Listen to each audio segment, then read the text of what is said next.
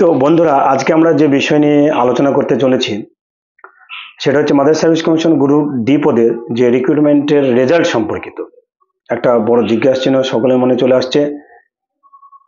প্রথম যে প্রশ্নটা সবার মনে দেখা দিচ্ছে, আদৌ তো কি এই কমিশন এই রিক্রুটমেন্টটা সম্পন্ন করতে চাইছেন? যদি চান তাহলে ফুলফিল ভাবে গেজেট মেনে কেন রেজাল্ট পাবলিশ করা হলো না, এই প্রশ্ন চলে আসছে। আগামীতে তো আমাদের কেস রয়েছে, 18 তারিখে তার শুনানি রয়েছে, এবং তার আগে কিন্তু কমিশন এমন কিছু রাস্তা বা ফাঁকা রেখেছে যার জন্য আগামী দিনে আবার কেস হতে চলেছে। তাহলে কি এই নিয়োগ প্রক্রিয়া পুরো পরিপূর্ণভাবে কি থমকে যাবে? আজকে আমরা এই ব্যাপারে কিছু প্রশ্ন এবং তার উত্তর আলোচনা করব। ওদের বন্ধুরা ভিডিওটি স্কিপ করবে না, পরপর দেখবে। চ্যানেল নতুন হয়ে থাকলে অবশ্যই চ্যানেলটিকে সাবস্ক্রাইব। তো ভিডিও শুরু করার আগে বা আলোচনা শুরু করার আগে আপনাদের কাছে আমি ক্ষমা প্রার্থী যে আমি কারো বিরোধিতা করছি না বা আমি কাউকে প্রমোট করছি না।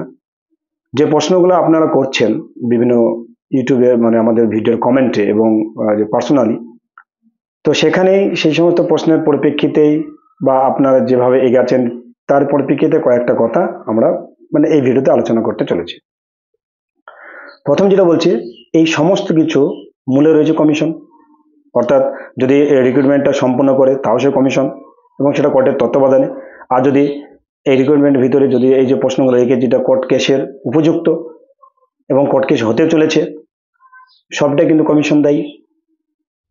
এবং এই কি কি পয়েন্ট সাধারণত দেখা দিয়েছে যার পরিপ্রেক্ষিতে আবার নতুন করে কেস হতে চলেছে। তো এই পয়েন্টগুলো বলার আগে যারা পাস করেছেন তাদেরকে কংগ্রেচুলেশনস, আপনারা কিন্তু হতাশায় হবেন না। আপনারা যেভাবে ইন্টারভিউ প্রক্রিয়ার জন্য প্রস্তুতি নিচ্ছেন আপনারা চালিয়ে যান, সবটাই কিন্তু কমিশন বুঝবে। ওকে, আপনাদের এখানে কোনো কিছু টেনশন করার মানে জায়গা নেই। আপনারা আপনাদের মতো পড়াশোনা চালিয়ে যান। আগামী 18 ইন্টারভিউ মুখোমুখি আপনাদেরকে হতে হবে। যে সমস্ত প্রশ্নগুলো সাধারণত দেখা দিয়েছে, প্রথমে যেটা রয়েছে সেটা হচ্ছে গেজেট মেনে রিক্রুটমেন্ট প্রক্রিয়া সম্পূর্ণ করার একটা বিরোধিতা চলছে। কেন? দেখো, কমিশন যে মানে অ্যাডমিটের লাস্ট যে অপশনে বলেছে ইনস্ট্রাকশনে, সেখানে বলেছে যে কমিশনের যে নোটিফিকেশন, কমিশনের যে রুলস, কমিশনের বা যাবতীয় যা যা রয়েছে এই রিক্রুটমেন্ট ব্যাপারে তার বিরুদ্ধাচরণ করলে কিন্তু তাকে ইন্টারভিউর জন্য বাতিল করা হবে। এইটা যদি ধরে নিই তাহলে কিন্তু দেখা গেল কমিশন কিন্তু গেজেটকে ভায়োলেট করছে। কারণ গেজেটে বলা হয়েছে আপ টু ডেট ভ্যাকান্সি, অর্থাৎ ইন্টারভিউর 15 দিন আগে পর্যন্ত কিন্তু ভ্যাকান্সি আপডেট করতে হবে।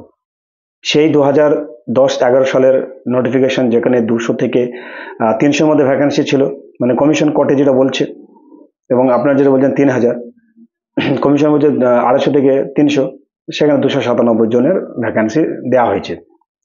অথচ আজ 14 বছর হয়ে গেল, সেখানে একটা ভ্যাকান্সি আপডেট হয়নি। তাহলে এটা একটা ভায়োলেশন হচ্ছে মানে গেজেট। এছাড়াও মানে বাকি যে মানে আরো অনেক পয়েন্ট রয়েছে সেগুলো আমরা একটু আলোচনা করছি। 2 নম্বর হচ্ছে, দেখো যে রেজাল্টের পাবলিশড ব্যাপারে একই রিক্রুটমেন্টের ক্ষেত্রে দুটো পরীক্ষা, এটা কিন্তু কোথাও হয়নি, বিশেষ করে আমাদের আমাদের রাজ্যে তো হয়নি। আর যদি বা হয়ে থাকে বিভিন্ন ধরনের রেলের পরীক্ষা, একই একদমে 3-4-5টা করে পরীক্ষা হয়, কিন্তু রেজাল্ট পাবলিশ করার ক্ষেত্রে কি হয়, একটা অ্যান্সার কি হয় না, হ্যাঁ একটা অ্যান্সার কি হয় কিন্তু তার নর্মালাইজেশন হয়। কিন্তু আমাদের যে রিক্রুটমেন্ট হলো 24,577 এবং 73,000, তাদের ভিতরে কিন্তু কোনো নর্মালাইজেশন হয়নি। যদি বা হয়ে থাকে তো সেটা কিন্তু কোনোভাবে পাবলিশ করা হয়নি। এটা অবশ্যই কমিশন উচিত ছিল পাবলিশ করার, কিন্তু এই নর্মালাইজেশন করেনি। তাতে কি হয়েছে, 24,577 ইনারাও বঞ্চিত হয়েছেন, 73,978 ইনারাও বঞ্চিত হয়েছেন, যেখানে হাই কাট অফ 15। অবশ্যই যারা 15 ভালো পরীক্ষা দিয়ে তারা পেয়েছে, এটা মানে বলার কিছু নেই। যারা পেয়েছে অবশ্যই তারা মানে কি বলা যায়, ব্রিলিয়ান্ট স্টুডিয়াস, সেদিক কিছু নেই। কিন্তু কমিশন যেন কোথাও যেন একটা মানে মানে একটা জিজ্ঞাসা রেখে দিচ্ছে এই রিক্রুটমেন্টের ব্যাপারে। তাহলে এই রেজাল্টের গড়িমসি, অর্থাৎ 24,577 জনের যে রেজাল্ট 10 বছর 14 বছর ধরে করতে পারলো না, সেখানে কোর্টের তত্ত্বাবধানে 2 দিনের মধ্যে 1 লাখের রেজাল্ট পাবলিশ করছে উইথ ভ্যাকান্সি সহ। আরেকটা যে পয়েন্ট যেটা রয়েছে সেটা হচ্ছে আপনাদের যে পোস্টের ব্যাপারে, যেটা আপনারা কমেন্ট করছেন যে ল্যাব অ্যাটেন্ডেন্ট এই যে পোস্টের ব্যাপারে গোটা রাজ্যের 4টি ডিস্ট্রিক্টের ক্ষেত্রে কিন্তু এই ভ্যাকান্সি উল্লেখ করা হয়েছে। কিন্তু আপনাদের প্রশ্ন যে বাঁকুড়াতে আছেন যারা, হাওড়াতে রয়েছেন, উত্তর দিনাজপুর, এই বিভিন্ন জায়গায়, নদিয়া, যে ল্যাব অ্যাটেন্ডের জন্য আপনারা অ্যাপ্লাই করেছিলেন, ফর্ম ফিল আপ করেছিলেন এবং অ্যাডমিট নিয়ে পরীক্ষাও দিয়েছেন, 24 বলেন 73 বলেন, অথচ ওই 4টি ডিস্ট্রিক্ট ছাড়া বাকি ডিস্ট্রিক্টে কিন্তু ল্যাব অ্যাটেন্ডেন্টের কোনো ভ্যাকান্সিজ ওখানে দেওয়া হলো না। তাহলে এই ভ্যাকান্সি রিক্রুটমেন্টের সময়, নোটিফিকেশন সময় বা ফর্ম ফিল আপের সময় কেন উল্লেখ করা হয়েছিল যে নদিয়াতে ল্যাব অ্যাটেন্ডেন্ট আছে, এবং সেই অনুযায়ী তো একটা ক্যান্ডিডেট ফর্ম ফিল আপ করেছিল, সে তো যদি ল্যাব অ্যাটেন্ডেন্ট না থাকতো সে তো পিএনের জন্য ফর্ম ফিল আপ করতো। কিন্তু lab attendant form fill up করার পরে দেখছি যে নদিয়াতে, বাঁকুড়াতে, বীরভূম, হাওড়ায় এগুলাতে কোনো ল্যাব অ্যাটেন্ডেন্ট এর ভ্যাকান্সিজ নেই। আজও কোথায় মুর্শিদাবাদ, মালদা আর দুটো মানে ডিস্ট্রিক্ট রয়েছে। তাহলে ওই সমস্ত ক্যান্ডিডেট তারা কি উদ্দেশ্যে পরীক্ষা দিয়েছে, বা কমিশন পরীক্ষাটা কি উদ্দেশ্যে ওদেরকে নিল? তাহলে নিশ্চয়ই ওদের কোনো রেজাল্ট দেখা হয়নি। ল্যাব অ্যাটেন্ড যেহেতু পরীক্ষা দিয়েছে, ওরা ল্যাব অ্যাটেন্ডের জন্য দিচ্ছে, তাকে তো আর পিয়নের জন্য পাস করানো হবে না। তাহলে এই একটা প্রশ্ন কিন্তু থেকে যাচ্ছে, যে প্রশ্নের মুখোমুখি আগামী 18 তারিখে কমিশনকে দিতে হবে। না দিতে পারলেই কিন্তু একটা সমস্যা দেখা দিতে পারে। এবং এরই পরিপ্রেক্ষিতে যারা পিটিশনার রয়েছে এই সমস্ত যুক্তি খাড়া করতে চলেছে, তার ভবিষ্যৎ আমি একটু বলে রাখছি, যে যুক্তি খাড়া করতে চলেছে up to date vacancy, lab অ্যাটেন্ডের ব্যাপারটা, রেজাল্ট পাবলিশের ব্যাপারটা, নর্মালাইজেশনের ব্যাপারটা, এই যে নর্মালাইজেশন করা হচ্ছে না। আর একটা যেটা কথা রয়েছে যে ভ্যাকান্সির তুলনায় অনেকজনকে ডাকা হয়েছে। যদি আমরা এটা পরিসংখ্যান কয়েকটা আমরা বলি, যেমন বাঁকুড়াতে 4টি রয়েছে ভ্যাকান্সি, সেখানে 125 জনকে ডাকা হয়েছে। বর্ধমানে 16টা রয়েছে, সেখানে 321 জনকে ডাকা হচ্ছে। বীরভূমে 14টা আছে, 220 জনকে ডাকা হচ্ছে। নদিয়াতে 12 জন, 328টা। তাহলে এই যে 328 জনের মধ্যে চাকরির জন্য মানে সিলেক্টেড হবে মাত্র 12 জন। তাহলে এতটা ডাকার উদ্দেশ্যটা কি? কমিশন মানে গেজেটে তো বলেছে 1.5, তাহলে সেই যে 1.5 না করে প্রায় 30% উপরে বেশি ডাকা হচ্ছে, মানে মানে 50%-এর বেশি ডাকা হচ্ছে।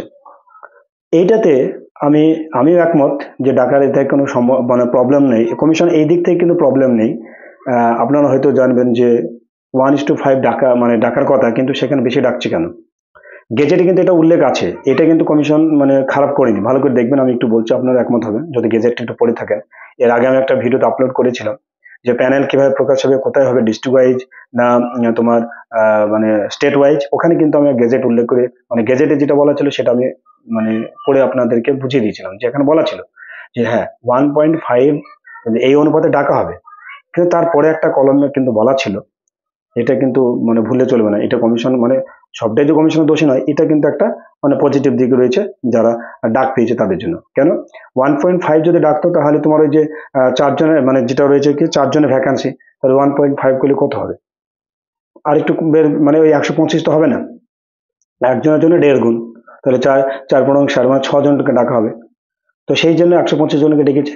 এটা কারণটা কি? এখানে কিন্তু গেজেট উল্লেখ করা আছে, আছে কিন্তু যে যদি লাস্ট কাট অফ, এটাও বলাতে দেখবে যে যদি লাস্ট কাট অফ যে ডাকা হবে, সাপোজ আমি বলছি 15তে কাট অফে ডাকা হয়েছে, তাহলে 6 জন, বাকি যে 119 জন রয়েছে তারাও কিন্তু 15 কাট অফ পেয়েছে, মানে 15 পেয়েছে, তার জন্য 125কে ডাকা হয়েছে। এটা কম্পিটিশনটা বেড়ে যাচ্ছে, যেহেতু 125 সবাই পেয়েছে, এই উদ্দেশ্যে কিন্তু কমিশন এটা দেখছে। অর্থাৎ এই ডাকার ক্ষেত্রে কমিশন গেজেট মান্যতা দিচ্ছে, আর বাকি ক্ষেত্রে কিন্তু মান্যতা দিচ্ছে না। তাহলে এটা কিন্তু হয় না, এই প্রশ্নগুলা চলে আসছে। তাহলে কি আগামী দিনে এই প্রশ্নের জন্য, এই সমস্ত রাস্তার জন্য কি নিয়োগ প্রক্রিয়া থমকে যেতে পারে? সেটা কিন্তু দেখবার বিষয়। আগামী 18 তারিখে এটাই কিন্তু মানে সল জবাব কমিশনকে দিতে হবে। কমিশনকে শক্ত হাতে কিন্তু এর মোকাবেলা করতে হবে। যদি কমিশন কোথাও যেন গড়িমসি করে, তাহলে কিন্তু নিয়োগ প্রক্রিয়াটা যেন একটা প্রশ্নের মুখে চলে আসবে। এটা কিন্তু বলছি যে প্রশ্নের মুখে চলে আসবে। আমি বলছি না যে নিয়োগ প্রক্রিয়া বাতিল হবে না, নিয়োগ প্রক্রিয়া বাতিল হবে না, ঠিক আছে, নিয়োগ প্রক্রিয়া বাতিল হবে না, যেহেতু ইন্টারভিউ মানে প্রক্রিয়া শুরু হয়ে যাচ্ছে, রেজাল্ট পাবলিশ হয়ে গেছে, সেই ক্ষেত্রে কোর্টও চাইবে না যে এই নিয়োগ প্রক্রিয়া পরিপূর্ণভাবে বাতিল করা। তাতে মানে কমিশনকে সিট আপডেট করতে বলতে পারে, ঠিক আছে, কমিশনকে সিট আপডেট করে আবার মানে মানে এদেরকে বাদ দিয়ে কাউকে ডাকতে বলতে পারে, বা কমিশনকে অন্য কোনো যুক্তি দিতে পারে যে আবার নতুন করে পরীক্ষা নেওয়া হোক, বা তাদের রেজাল্ট অ্যান্সার কি পাবলিশ করে দেওয়া হোক। সেটা কিন্তু আমাদের কোর্টের বিচারাধীন, বা 18 তারিখে সেটা কিন্তু সম্পূর্ণ হবে। তো এই যে রেজাল্টের ব্যাপারে কিন্তু এই ধরনের প্রশ্ন চলে আসছে। দেখা যাক আগামীতে 18 তারিখে তার কেসের কোন দিকে বা গতিপ্রকৃতি চলে যায়, সেটা দেখার বিষয়। কেননা যে 1 লাখ পরীক্ষার্থী পরীক্ষা দিচ্ছে, যেখানে ভ্যাকান্সি 297 জন, সেখানে অ্যান্সার কি পাবলিশ করা হচ্ছে না, ল্যাব অ্যাটেন্ডেন্ট যে ভ্যাকান্সি সেটা কিন্তু হাইড করা হচ্ছে, আদতে দেখা হচ্ছে না, দেখানো হচ্ছে না, অথচ পরীক্ষা দিচ্ছে। এই অনেক কিছু প্রশ্ন কিন্তু কমিশন একদম ফাঁকা রেখেছে, যার পরিপ্রেক্ষিতে কেস হওয়ার না হওয়ার কিছু নাই। তো এটা কিন্তু আমি কাউকে প্রমোট করছি না কেস করার জন্য। ৭৩,০০০ সপক্ষে বা বিপক্ষে বলছে না, ২৪,৫৭৭ জনের সপক্ষে বা বিপক্ষে বলছে না। জাস্ট রেজাল্টের পরিপ্রেক্ষিতে যে সমস্ত প্রশ্ন আপনার এবং আমার মনে যেটা দেখা দিচ্ছে, এগুলো একটু আলোচনা করলাম, যেটা আপনারাও একমত হবেন যে এই সমস্ত প্রশ্ন কিন্তু দেখা দিয়েছে এবং এর পরিপ্রেক্ষিতে কেস হলেও হতে পারে। অ্যাকচুয়ালি তো কেস হয়ে আছে, অলরেডি কেস হয়ে আছে। তো সেই কেসের ক্ষেত্রে এই সমস্ত প্রশ্ন কিন্তু সামনে দিনে মুখোমুখি হতে পারে কমিশনকে, এবং কমিশন কি জবাব দেবে সেটাই কিন্তু দেখার বিষয়। তো এটাই ছিল আজকের ছোট্ট একটা ইনফরমেশন। যদি আপনাদের কাছে ভিডিওটি ভালো লেগে থাকে অবশ্যই লাইক দেবেন, কমেন্ট করবে, চ্যানেল নতুন হয়ে থাকলে অবশ্যই চ্যানেলটিকে সাবস্ক্রাইব রাখবেন, আর একটু বন্ধুদের মধ্যে একটু বেশি বেশি শেয়ার করবেন। তো সকলে ভালো থাকবেন, সুস্থ থাকবেন। আর ইন্টারভিউ যারা দিচ্ছেন অবশ্যই আপনারা ফুললি প্রিপারেশন করেন। আপনার এই বিষয়ে আপনাদের কোনো মাথা দেওয়া দরকার নাই। আপনাদের বেস্টটা আগামী 18 তারিখ থেকে যে তারিখে আপনার ইন্টারভিউ রয়েছে সেটা আপনি ফুলে দিয়ে আসবেন। কমিশন আপনাদের হয়ে বলবে বা আপনাদের বিরুদ্ধে সেটা কমিশনের ব্যাপার। ওকে, তো সকলে ভালো থাকবে, সুস্থ থাকবেন।